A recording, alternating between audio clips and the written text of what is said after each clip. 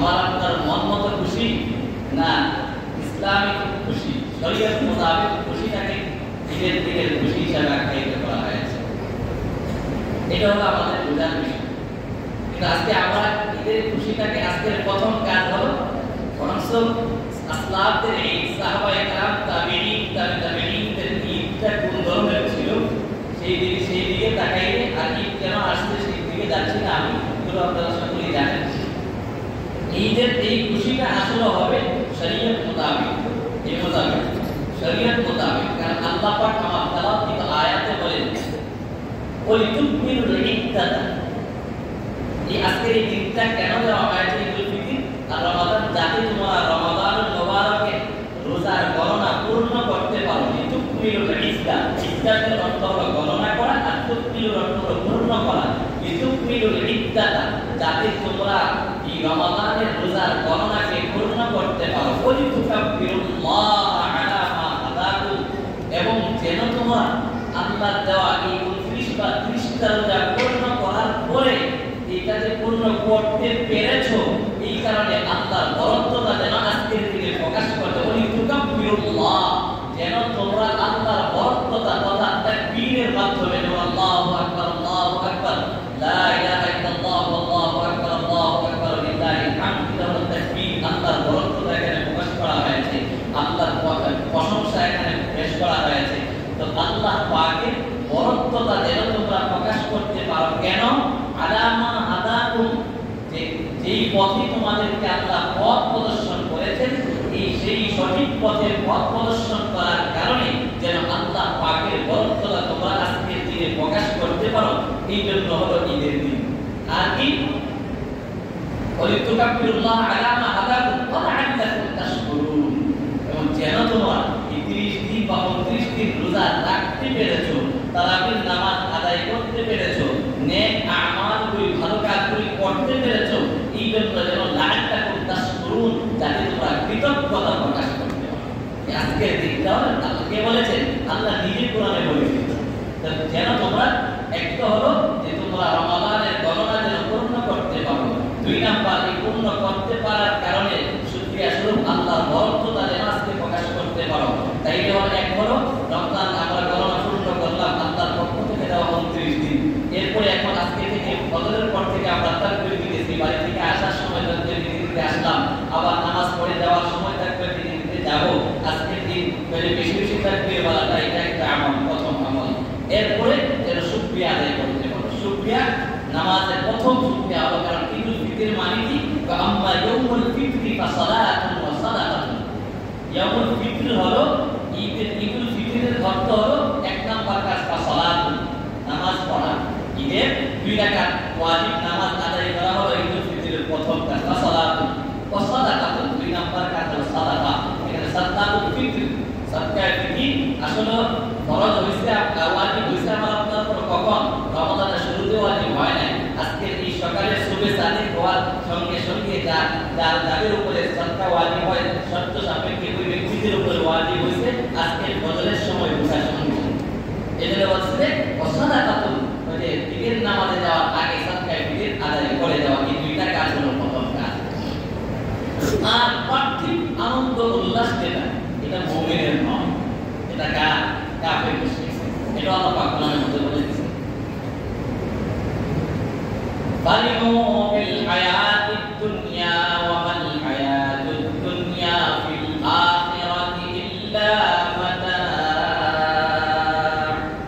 আল্লাহ পাক বলেন ফারিহু, তারা মানে কারা? কাফের মুশরিকরা।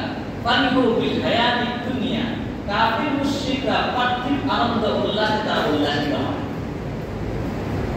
তারা তাদের বিভিন্ন আচার অনুষ্ঠানের মাধ্যমে, ব্যক্তিগত বানানো মানব রচিত আচার অনুষ্ঠানের উদযাপনের মাধ্যমে তারা আনন্দিত হয়। কারা? ফারিহু বিল হায়াতিদ দুনিয়া, এই দুনিয়ার জিন্দেগিতে পার্থিব জীবনে আনন্দিত হয় কাফের মুশরিকরা তাদের মানব রচিত আচার অনুষ্ঠানের মাধ্যমে। কিন্তু ওয়াল হায়াতুদ দুনিয়া ফিল আখিরাতি ইল্লা মাতা', অথচ আখিরাতের তুলনায় দুনিয়ার পার্থিব আনন্দ, দুনিয়ার পার্থিব উল্লাস, দুনিয়ার পার্থিব জীবন, এটা হলো ইল্লা মাতা, কয়েক দিনের মাত্র ভোগের মাত্র, কয়েক দিনের মাত্র ভোগের জিনিস হলো এই পার্থিব জীবনটা। যে কয়েকদিন আছে, আজকে আছে কালকে নাই, এখন আছে তখন নাই, এই মুহূর্তে আমার জীবন আছে, এখন আমাকে রহমানের বলবে একটু পরে, এখন বলবে তো হুজুর ইমাম সাহেব হুজুর একটু পরে যদি মারা যায় না তাহলে বলবে লাশ, এখনই আবার বলে মানুষ, একটু পরে বলবে লাশ, মুর্দা, এখন বলে জীবিত, একটু পরে যদি কেউ মারা যায় বলবে মুর্দা, লাশ হয়ে গেছে।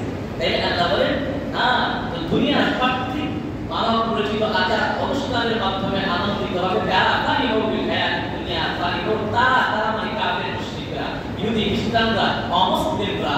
আর দুনিয়ার জীবনটা হলো, আর দুনিয়ার আনন্দটা হলো আখিরাতের তুলনায় ইল্লা মাতা, শুধুমাত্র অল্প কিছু সময়ের রূপমাত্র মাত্র।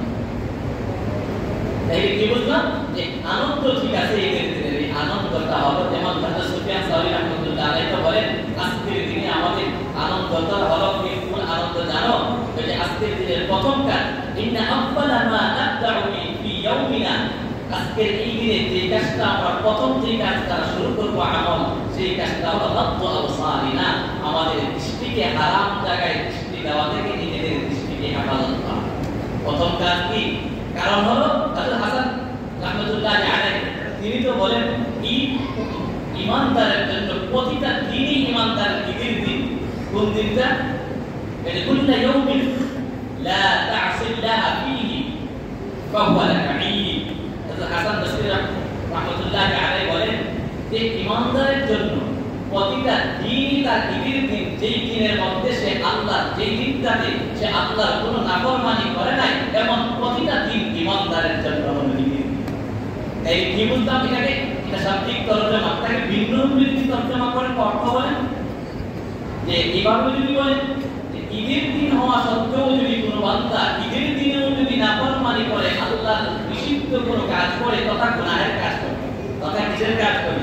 ঈদের দিন হওয়া সত্ত্বেও, যেমন আজকে ঈদের দিন, আমরা আমাদের দৃষ্টি ঈদুল ফিতরের দিন, ঈদের দিন হওয়া সত্ত্বেও যদি কেউ আল্লাহর নাফরমানি করে, তাইলে এই দিনটা ওই নাফরমান বান্দার জন্য ঈদের দিন নয়।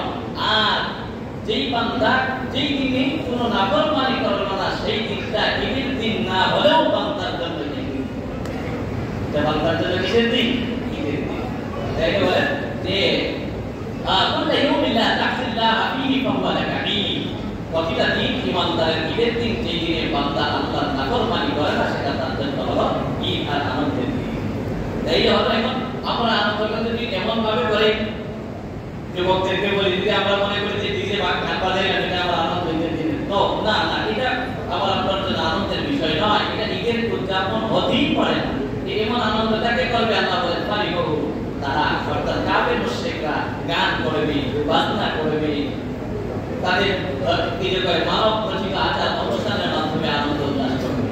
আমি যদি মনে করি আমার মেয়েকে সুন্দর জামা পরিয়ে দিলাম, আমার বোনকে সুন্দর জামা মার্কেট থেকে কিনে দিলাম, ভালো আলহামদুলিল্লাহ, কারণ এটা হাদিসে আছে যার তৌফিক আছে সুন্দর লিবাস পরিধান করা, তার শরীরের বাহ্যিক যে আল্লাহর ধন সম্পদ, আল্লাহর নিয়ামত, এই নিয়ামত আল্লাহ রাসূল এক সাহাবী কাছে চুল করে এলে বলুন কাপড় ময়লা, কোন ধনী সাহাবী, আল্লাহ রাসূল তুমি কি চাও না তোমার শরীরেও বাহ্যিকভাবে আল্লাহর নিয়ামত একটু প্রকাশ পাক?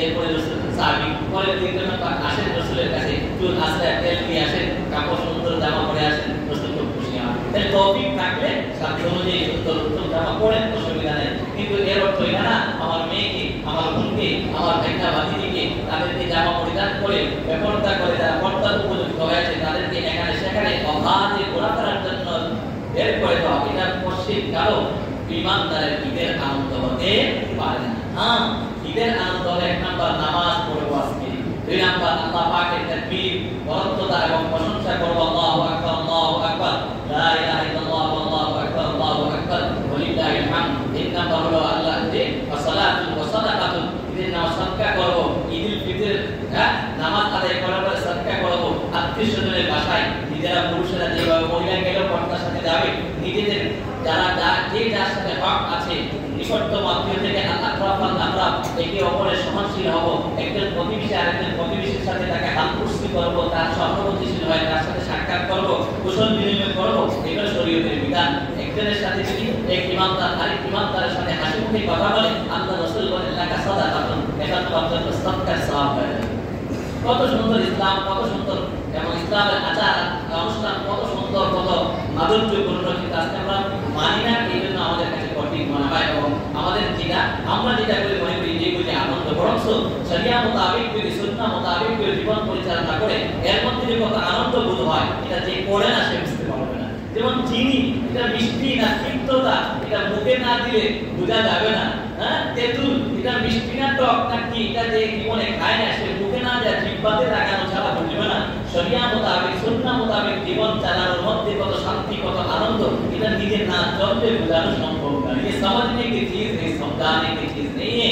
तो কিছু জিনিস আছে বুঝাইবার না, নিজে বুঝতে হয়, বুঝাইয়া পারা যায় না অনেক জিনিস আছে। তাই হয়তো বলতেছিলাম এই জন্য আমরা কি করব আজকে, এই যে আনন্দ যেভাবে ছেলে মেয়েদেরকে অভাব বাড়ি থেকে বাসা থেকে বের করে দেবো না, গান বাজনায় লিপ্ত হবো না, একটু করে বাসা বাড়িতে যাবো, যে যেটুকু পারে মেহমান নামাজি করবো, কুশল বিনিময় করবো, নামাজ যেটা আছে আমাদের জন্য কমপক্ষে 5 ওয়াক্ত নামাজ, এই নামাজগুলি আমরা জামাতের সাথে আদায় করার চেষ্টা করবো, দান খয়রাত বা সাদকা খয়রাত করবো। কারণ দেখেন অনেক সময় আসে আমরা একটা কাজ করি, হুব্বা আল্লাহ রাসূল সাল্লাল্লাহু আলাইহি ওয়াসাল্লাম হাদিস, হুব্বা আশআসা মাকুই ফিল আবওয়াব লাউ আকসারা আলা আল্লাহ লা আবাররা, ও কামা ক্বালা আলাইহিস সালাতু ওয়াস সালাম।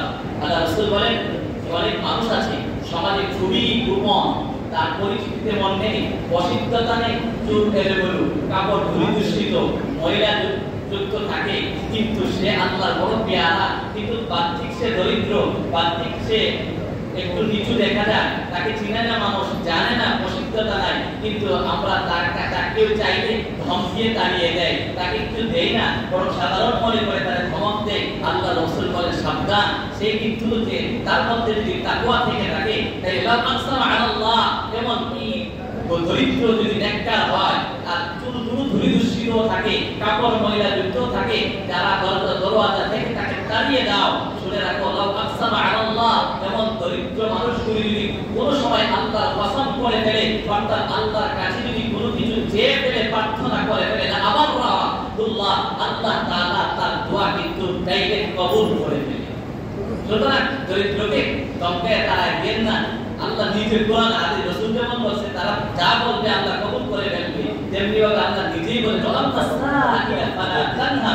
এই রাসূল সব রাসূলকে সম্বোধন করে আমাকে আপনাকে বুঝাইতে চায় আল্লাহ পাক, ও রাসূল আমরা সাইলা ফালা তানহা, কোন প্রার্থী, কোন সায়েল, কোন ভিক্ষুক চাইলে ধমক দিয়ে তাড়িয়ে দেন না, ফালা তানহা, ধমক দিয়েন না, পারলে দেন, না পারলে সুন্দর ভাষায় তাকে মানা করে দেন, কিন্তু ধমক দিয়ে না। ওই দিন আমি মাদ্রাসার কাজে স্টেশন রোড গেছি, আমার এত কষ্ট লাগছে, একটা বৃদ্ধা মহিলা একটা দোকানে গেছে, বড় একটা দোকান, অনেক পয়সা ওরা বুঝাই যায় বিক্রি করতেছে, একজন কাস্টমার শুধু টাকাটা হিসাব করতেছে, ওই মহিলাটা চাইছে বাবা 5টা টাকা দেন, এমন ধমকাইলো তাকে, এমন ধমকাইলো, পরে 10 টাকা নোট দিয়ে তো মহিলাটা কান্না মুখে একবারে কাঁদবে ভাব, এই মুহূর্তের মধ্যে 10 টাকা নোট দিয়ে 8 টাকা ফেরত দাও। বলেন এখন কি 8 টাকা ফেরত দেওয়ার যোগ বাংলাদেশে আছে? 8 টাকা বুঝেন তো, 4 টাকার পরে 1 টাকা দেওয়ার যোগ বাংলাদেশে নাই। এই লোকটা কমপক্ষে কোটি না হলেও 20-50 লাখ কোটি হইব। তো এই 2 টাকা দেওয়ার জন্য এটাও ধমক দিয়া আমার কথা মানে আয়াতের কথা মনে হয়ে গেল, এই বৃদ্ধা মহিলাটা যদি আট শব্দ বলে ফেলে তার যে কত ক্ষতি হয়ে যাবে সে কল্পনা করতে পারবে না। এই জন্য আল্লাহ রাসূল বলেন রুব্বা আশআসা মাতকুইন বিল আবওয়াব, অনেক দরিদ্র মানুষ আছে, মানুষের দরওয়াজা থেকে বিতাড়িত হয়, বঞ্চিত হয়, তাড়িয়ে দেওয়া হয়। লাউ আকসামা আলাল্লাহ, এই আমার উম্মত শুনে রাখো, যেমন মানুষগুলি যদি আল্লাহর কাছে কসম করে কোনো কথা চেয়ে ফেলে, লা আবাররাহুল্লাহ, আল্লাহ কিন্তু তার এই প্রার্থনাকে ডাইরেক্ট কবুল করে ফেলবে।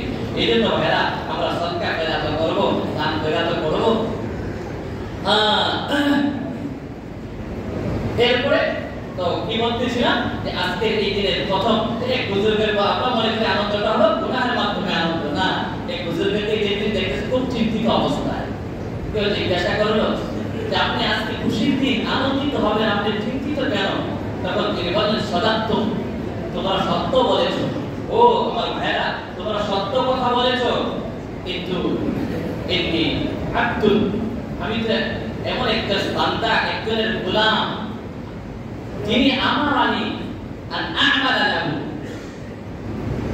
আমি আব্দুল, আমি একজন মনিবের গোলাম, যে মনিব আমাকে আমারানি আন আ'মালা লাহু আমালান, তার জন্য কিছু করা, কিছু কাজ করার দায়িত্ব আমাকে দিয়েছেন, কিন্তু আফসোস জানি না, আমি জানি না ওই মনিব আমাকে যে দায়িত্ব দিয়েছেন, যে কাজ দিয়েছেন, সেই কাজটা আমি পুরা করেছি ঠিক, কিন্তু আয়াতুল্লাহু মিন্নি আল্লাহ, সেই কাজটা আমার পক্ষ থেকে আমার মনিব গ্রহণ করেছে কিনা সেটা আমার জানা নাই। এই জন্য আমি চিন্তিত অবস্থায় আছি।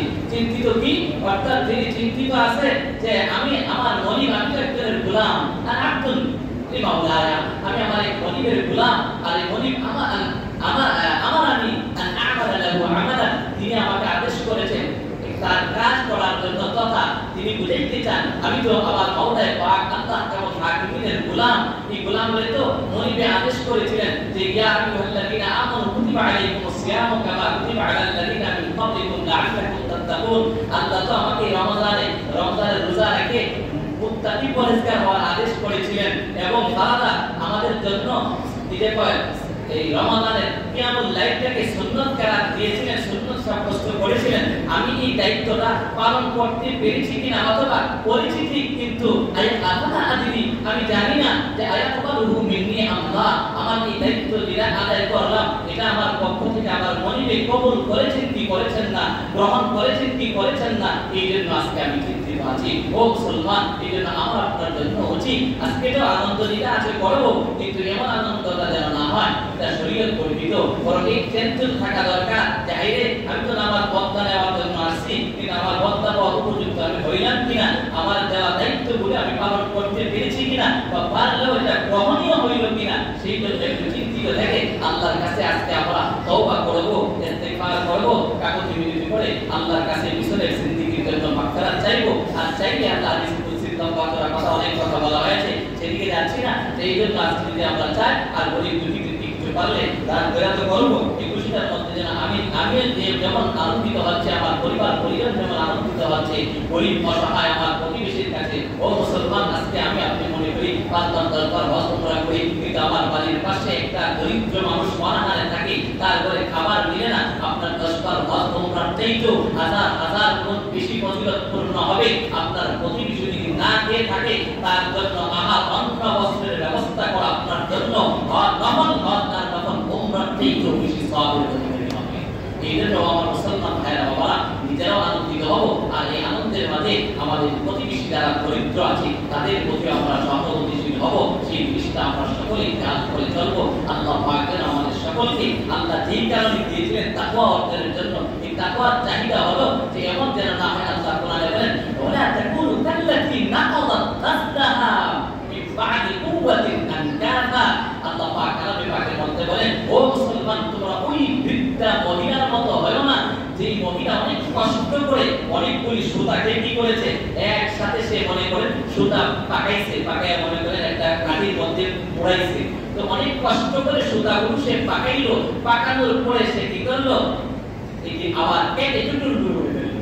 তাই এত কষ্ট করে সুতাগুলো মোড়ানোর পরে, আটানোর পরে টুকরো টুকরো করে ফেলাটা যেমন তার জন্য তার এই কষ্টটা ব্যর্থ হয়ে গেল, তোমরা ওই মহিলার মতো হইও না যে গোটা রমাদান মাস নামাজ পড়লা, ফরজ করলা, রোজা রাখলা, তারাবি করলা, সুন্নাত করলা, তেলাওয়াত করলা, জিকির আজকার করলা, আর আজকে বদলার দিনে বদলা লইয়া বাড়িতে গিয়ে আবার ফরজ ছেড়ে দিলা, সুন্নাত ছেড়ে দিলা, তেলাওয়াত ছেড়ে দিলা, জিকির ছেড়ে দিলা। এর অর্থ হলো ওই মহিলার মতো মহিলা সুতাগুলি কষ্ট করে মোড়ানোর পরে কেটে কেটে টুকরো টুকরো করে ছড়িয়ে দিলে যেমন তার এই মেহনতটা ব্যর্থ হয়ে গেল, তোমার আবার রমজানের পুরো মাসটা এই কাজ করার পরে যে আবার গুনাহে লিপ্ত হয়ে যাও, তাইলে কিন্তু ওই বৃদ্ধা মহিলার মতো তোমার এই সব পরিবেশন বিনা হয়ে গেল।